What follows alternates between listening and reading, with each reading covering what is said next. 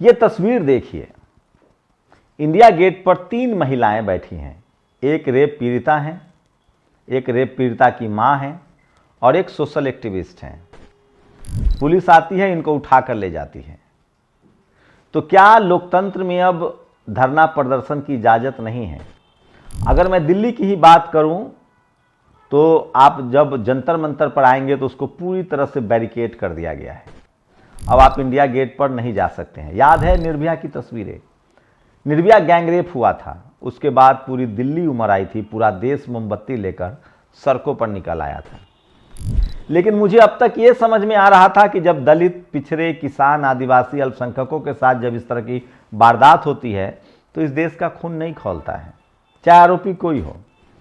हमने देखा हाथरस की वाल्मीकि समाज की बेटी, जो बहुजन समाज की बेटी, इस देश की बेटी, किस तरह से उनके साथ गैंगरेप हुआ, बाद में उनको मौत के मुंह में धकेल दिया गया। लेकिन लोग सड़क पर कैंडल लेकर नहीं निकले, इंडिया गेट पर भी नहीं आए, जंतर मंतर पर भी नहीं आए, टीवी अखबार पर बहस नहीं हुई, किसी का खून नहीं खौला। थोड़ी बहुत रिपोर्टिंग हुई, सरकार ने आनन फानन में शव को जलवा दिया। मैंने देखा है पायल तडवी की मौत खबर नहीं बनी। मैंने देखा है रोहित वेमुला की मौत पर देश सड़कों पर नहीं आया। ये देश जातियों में बटा है, ये तो पता था। इस देश में आज भी एनसीआरबी के आंकड़े हैं, सबसे ज्यादा रेप, बलात्कार, हत्या, मारपीट शेड्यूल कास्ट, शेड्यूल ट्राइब, पिछड़े समाज के साथ होता है। अब अल्पसंख्यकों के साथ भी हो रहा है, लेकिन इस देश का खून नहीं खौलता है। लेकिन अब तो इससे बात आगे की बढ़ गई है। पहले तो लगता था कि ये जातिवादी देश है, जातिवाद के जो बीमार लोग हैं उनको जब तक अपनी जाति पर नहीं आफत आती है तब तक उनको सच नहीं दिखता है। इस देश में जाति के नाम पर अपराधी को बचाया जाता है, इसमें कोई दो मत नहीं है। इस देश में अगर पीड़ित दलित, पिछड़ा, किसान, आदिवासी, अल्पसंख्यक हो तो एक एफआईआर नहीं करा सकते हैं, आपको न्याय नहीं मिलेगा, आप दर दर की ठोकरें खाएंगे। यह भी पता था कि इस देश में जाति के जो बलशाली जातियां हैं, जिनको जातिवाद का लाभार्थी लोग हैं, जिनके जातिवाद मनुवाद का कनेक्शन है, वो अरबों खरबों लेकर विदेश चले जाते हैं। यह भी पता था कि इस देश में दलित, पिछड़े, किसान, आदिवासी, अल्पसंख्यकों के साथ तमाम धन्ना से चंदा भी नहीं देते हैं।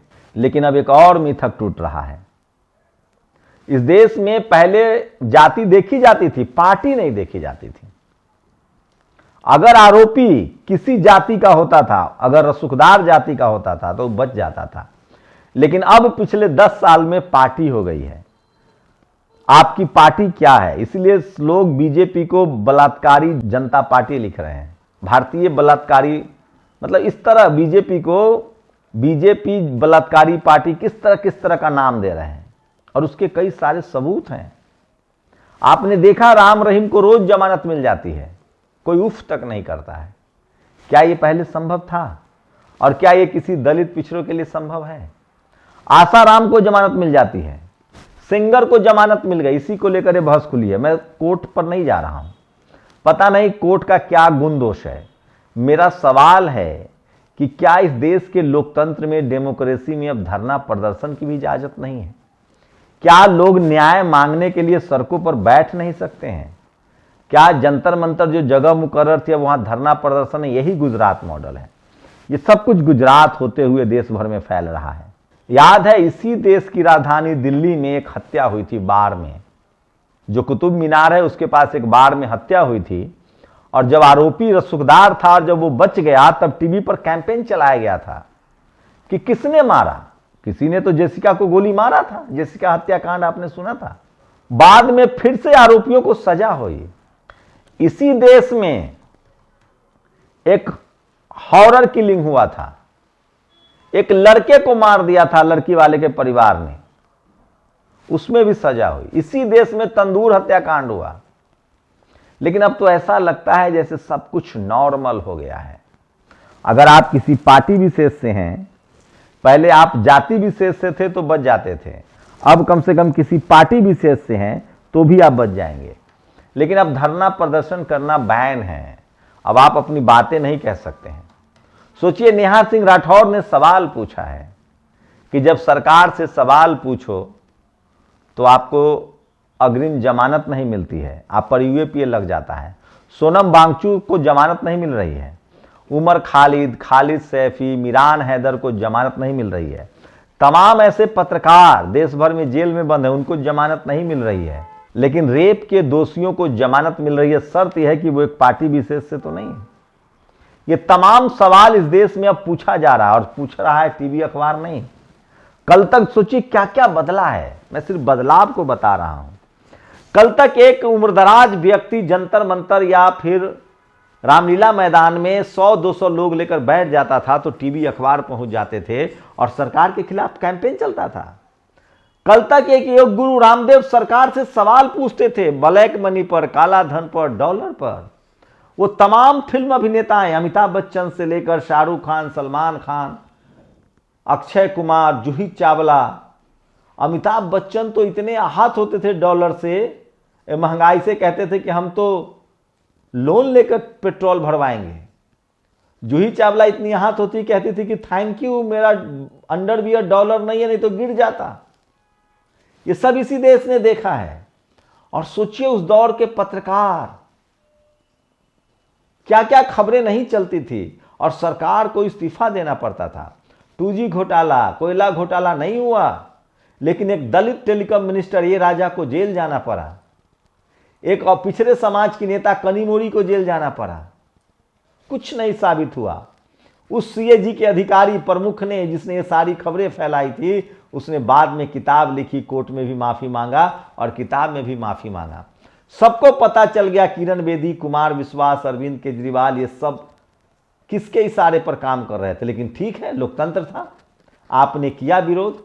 सबको याद है मायावती जी को पत्थर वाली मुख्यमंत्री कहा जाने लगा था, अखिलेश यादव को 56 SDM वाला मुख्यमंत्री, लालू यादव को तो सजा तक दे दी गई। अभी भी हेमंत सोरेन को क्या कहा गया कि आदिवासी BMW से चलता है। लेकिन सोचिए, ये वो सारे लोगों को सांप सूंघ गया है। इन सारे लोगों की पत्रकारिता खत्म हो गई है, क्योंकि आरोपी जो है वो बीजेपी से है, उसकी जाति भी है और आरोपी, लेकिन यहां तो पीड़ित की भी वही जाति है जो आरोपी की जाति है। लेकिन कहीं से कोई आवाज नहीं। ऐसा लगता है कि एक तो पत्रकार लोकतंत्र को ही खतरा कह रहा है कि लोकतंत्र की वजह से पॉल्यूशन है, लोकतंत्र की वजह से भारत आगे नहीं बढ़ रहा है। तो सोचिए, अब इस देश में नया भारत है भाई साहब। अगर आप सरकार से सवाल पूछेंगे तो जेल जाएंगे। है नहीं बाबू, एक OBC समाज का मुस्लिम युवा जो प्रोफेसर था, उसको सालों जेलों में सरना पड़ा। उमर खालिद, खालिद सैफी, मिरान हैदर, ये तमाम पॉलिटिकल प्रिजनर हैं। सोनम वांगचुक जेल में हैं। तो ये तमाम सवाल सोशल मीडिया पर तो कम से कम पूछे जा रहे हैं। क्या गलत है, क्या सही है, तो कोर्ट का जजमेंट है। लेकिन डेमोक्रेसी में यही तो है कि आप लोगों को अपनी बात तो कहने देंगे। या नेहा सिंह राठौर पर FIR करा देंगे, शंभू कुमार सिंह पर FIR करा देंगे, जो भी दलित पिछड़ा। सोचिए, इस देश में सबसे पहला पत्रकार प्रशांत कनौजिया, दलित समाज का बेटा, जो पत्रकार था, Indian institute of mass communication से पढ़ा लिखा पत्रकार, सर्टिफाइड पत्रकार, जो अंग्रेजी का शानदार पत्रकार है, उसको जेल में डाल दिया गया टैग पोस्ट करने के लिए। बाद में उन्होंने पत्रकारिता छोड़ दिया। क्या करते? इस देश में सवाल पूछने वालों को जेल में भेजा जा रहा है और लोग कह रहे हैं कि रेपिस्टों को बरी किया जा रहा है। सोचिए, क्या रेप के दोषी नहीं है आसाराम? भारत में एक सिस्टम है, अगर आप लोअर कोर्ट से सजा पाते हैं तो हायर कोर्ट में जाइए, हाई कोर्ट जाइए, हाई कोर्ट से भी पा जाते हैं तो सुप्रीम कोर्ट जाइए। मैं उसके खिलाफ नहीं हूं।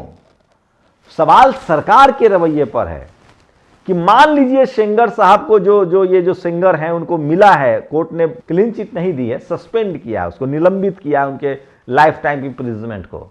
ठीक है, उनका अधिकार है कोर्ट जाना, लेकिन क्या उस पीड़िता का अधिकार नहीं है धरना देना, प्रदर्शन करना, अपनी बात कहना? एक को अधिकार देंगे और दूसरे को अधिकार नहीं देंगे।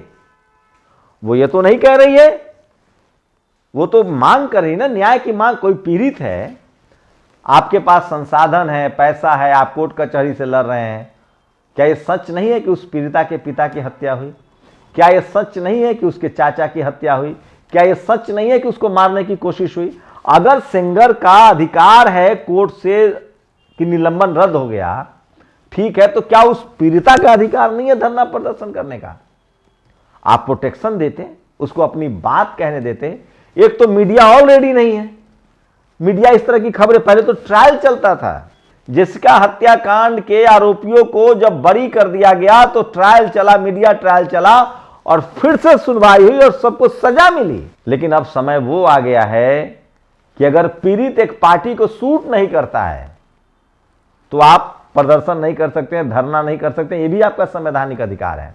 हां, शर्त इतनी है, धरना प्रदर्शन होगा, कोर्ट भी संज्ञान लेगा, लेकिन वो सरकार एक पार्टी विशेष की नहीं होनी चाहिए, विपक्षियों की सरकार होनी चाहिए। और उससे भी बड़ी बात, कांग्रेस के दौर में भी हमने देखा कि तमाम दलित, पिछड़े, किसान, आदिवासी, अल्पसंख्यक नेताओं को फंसाया जाता था, और अब एक पार्टी विशेष के लोगों को बचाया जा रहा है। या एक पार्टी भी, सोचिए, बड़े बड़े लोग जो आरोपों में फंसते हैं तो वो सीधे हिंदू राष्ट्र और बीजेपी और धीरेन्द्र शास्त्री के शरण में चले जाते हैं। नेताओं को देखा, वो बीजेपी में जाते ही ईमानदार हो जाते हैं भाई साहब, सारे केस मुकदमे रफा दफा हो जाते हैं, चाहे वो नायडू हो, चाहे वो शरद पवार के भतीजे हों अजीत पवार, चाहे वो पत्रकार क्यों ना हो, चाहे बिजनेसमैन हो, एक्ट्रेस हो। शिल्पा शेट्टी पर 60 करोड़ के धोखाधड़ी का आरोप है, अब वो छतरानी और हिंदू राष्ट्र की मांग कर रही हैं, सब मामला खत्म। ये सब चल रहा है देश में, लेकिन हम लोग पत्रकार हैं, हम लोग को बोलना पड़ेगा, हमारी नैतिक जिम्मेदारी है, लोकतंत्र की जिम्मेदारी है, ये संविधान बचाने की जिम्मेदारी है। लोकतंत्र रहेगा, देश रहेगा, संविधान रहेगा, तभी सबको न्याय मिलेगा। अगर लोकतंत्र और संविधान चला गया तो मुट्ठी भर लोग इस देश के 90% लोगों पर सिर्फ राज ही नहीं करेंगे, उनको कुचल देंगे। फिर सेंगर जैसे लोगों को आप कोर्ट में भी नहीं घसीट पाएंगे, लोकतंत्र खत्म हो जाएगा। तो ये इतना जातिवादी मनुवादी देश रहा है, यहां के लोग रहे हैं, इस देश में जो जातिवादी मनुवादी सोच के लोग हैं वो आपको नहीं छोड़ेंगे। इस देश के लोगों को समझना पड़ेगा, खासकर जो कमजोर लोग हैं, आर्थिक रूप से, सामाजिक रूप से, जातीय रूप से, उनके लिए लोकतंत्र बहुत जरूरी है। नहीं तो फिर कोई निर्भया को न्याय नहीं मिल पाएगा, फिर कोई सिंगर पर सवाल नहीं उठ पाएगा। अरे सिंगर को जमानत मिली, ठीक है, लेकिन उस पीड़िता को भी तो हक है इंडिया गेट पर बैठने का। क्या वो भारत की नागरिक नहीं है? यहां तो बांग्लादेश से आकर क्रिश्चियनों पर लोग हमला कर रहे हैं।